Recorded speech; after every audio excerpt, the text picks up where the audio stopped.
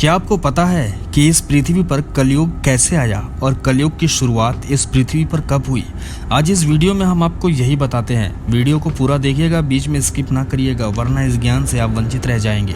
भारतीय संस्कृति सबसे प्राचीन है और सनातन धर्म विश्व का सबसे प्राचीन धर्म है। जो हमारे पुराण हैं उनमें 4 युगों का वर्णन मिलता है: सतयुग, त्रेता युग, द्वापर युग और कलयुग। कलयुग एक श्राप है ऐसा माना जाता है। हमारे जो शास्त्र हैं इसमें सृष्टि के आरंभ से प्रलय काल तक का जो समय है उसे 4 युगों में बांटा गया है। वर्तमान में हम जिस युग में जी रहे हैं उसे कलयुग कहा गया है। जैसे कि आप सभी जानते हैं कि पहले के 3 युग बीत चुके हैं: सतयुग, त्रेता युग, द्वापर युग। त्रेता युग में श्री राम का जन्म हुआ था। सतयुग में भगवान ने अनेकों अवतार लिए थे और द्वापर युग में भगवान श्री कृष्ण का जन्म हुआ था। अब जो चल रहा है वो है कलयुग। इसके अंत में भगवान कल की अवतार लेंगे और संसार में फैले पाप का और अन्याय के साम्राज्य का अंत करके एक बार फिर से धर्म की पुनः स्थापना करेंगे। रामायण में राम का राज और उनकी छवि देख के आप तो यही सोचते होंगे कि काश आज का समय भी राम जी के समय जैसा हो जाए।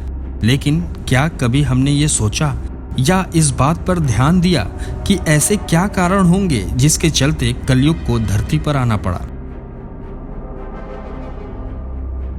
विश्व में मात्र सनातन धर्म ही एक ऐसा धर्म है जो दुनिया को ऐसी सीख देता है कि उसकी कल्पना भी नहीं की जा सकती। सबसे पूज्य धर्म सनातन धर्म है। जब धर्मराज युधिष्ठिर अपना पूरा राज्यपाट परीक्षित को सौंपकर अन्य पांडवों और द्रौपदी सहित महाप्रयाण हेतु हिमालय की ओर निकल गए थे, उन दिनों स्वयं धर्म बैल का रूप लेकर गाय के रूप में बैठी पृथ्वी देवी से सरस्वती नदी किनारे मिले। गाय के रूप में पृथ्वी के आंख में आंसू भरे हुए थे। उनकी आंखों से लगातार अश्रु बह रहे थे। पृथ्वी को दुखी देख धर्म रूपी बैल ने उनसे उनकी परेशानी का कारण पूछा। धर्म ने कहा, देवी, कहीं तुम यह देखकर तो नहीं घबरा गई कि मेरा बस एक ही पैर है, या फिर तुम इस बात से दुखी हो अब तुम्हारे ऊपर बुरी ताकतों का शासन होगा? जैसे जैसे दिन निकलते जा रहे हैं पृथ्वी पर पापियों की संख्या भी बढ़ती जा रही है। धर्म के सवाल का जवाब देते हुए पृथ्वी देवी बोली, हे धर्म, तुम तो सब कुछ जानते हो, ऐसे में मुझसे मेरे दुखों का कारण पूछने से क्या लाभ? सत्य, मित्रता, त्याग, दया, शास्त्र, विचार, ज्ञान, वैराग्य, ऐश्वर्य, निर्भीकता, कोमलता, धैर्य आदि के स्वामी भगवान श्री कृष्ण अपने धाम चले जाने की वजह से कलयुग ने मुझ पर कब्जा कर लिया है। श्री कृष्ण के चरण कमल मुझ पर पड़ते थे, जिसकी वजह से मैं खुद को सौभाग्यशाली मानती थी, परंतु अब ऐसा नहीं है। अब मेरा सौभाग्य समाप्त हो चुका है। धर्म और पृथ्वी आपस में बातें ही कर रहे थे कि इतने में असुर रूपी कलयुगी वहां आ पहुंचा और धर्म और पृथ्वी रूपी गाय और बैल को मारने लगा। धर्म के मार्ग पर ही चलकर इंसान सफलता पा सकता है। जो पाप करके सफलता प्राप्त करता है वो कुछ दिनों में चली जाती है। जहाँ पृथ्वी और धर्म बात कर रहे थे, राजा परीक्षित उसी मार्ग से गुजर रहे थे। जब उन्होंने अपनी आंखों से यह दृश्य देखा तो वह कलयुग पर बहुत क्रोधित हुए। राजा परीक्षित ने कलयुग से कहा, दुष्ट पापी, तू कौन है और क्यों इस निरपराध गाय और बैल को मार रहा है? तू महाअपराधी है, तेरा अपराध क्षमा योग्य नहीं है, इसलिए तेरी मौत निश्चित है। राजा परीक्षित ने बैल के रूप में धर्म और पृथ्वी के रूप में गाय देवी को पहचान लिया था। हर पापी का विनाश करने के लिए ईश्वर ने किसी धर्मयुक्त इंसान को बनाया है। इंसान अपनी अकड़ में सब कुछ गवा देता है। जब राजा परीक्षित ने उन्हें पहचान लिया तो उन्होंने कहा कि हे धर्म, सतयुग में आपके तप, पवित्रता, दया और सत्य, यह 4 चरण थे। त्रेता युग में 3 चरण ही रह गए हैं, द्वापर में 2 ही रह गया और अब इस दुष्ट कलयुग के कारण आपका एक ही चरण रह गया है।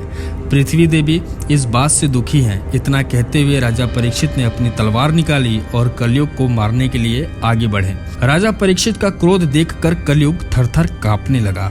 कलयुग अपनी राजश्री वेशभूषा को उतार कर राजा परीक्षित के चरणों में गिर गया और क्षमा याचना करने लगा। बहुत से लोग कलयुग को मजाक के रूप में मानते हैं। जब कलयुग राजा परीक्षित के पैरों में गिरा तो उन्होंने भी अपनी शरण में आए कलयुग को मारना उचित नहीं समझा और उससे कहा कि कलयुग तुम मेरी शरण में आ गया है, इसलिए मैं तुझे जीवन दान दे रहा हूँ, किंतु अधर्म, पाप, झूठ, चोरी, कपट, दरिद्रता आदि अनेक द्रव्यों का मूल कारण केवल तू ही है।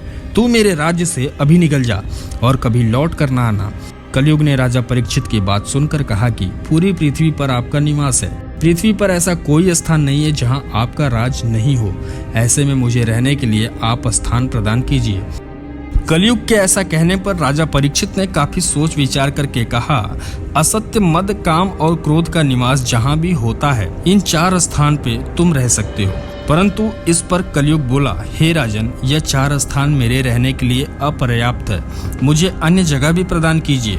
इस बात पर राजा परीक्षित ने कलयुग को रहने के लिए स्वर्ण के रूप में यानी सोने के रूप में 5वां स्थान प्रदान किया।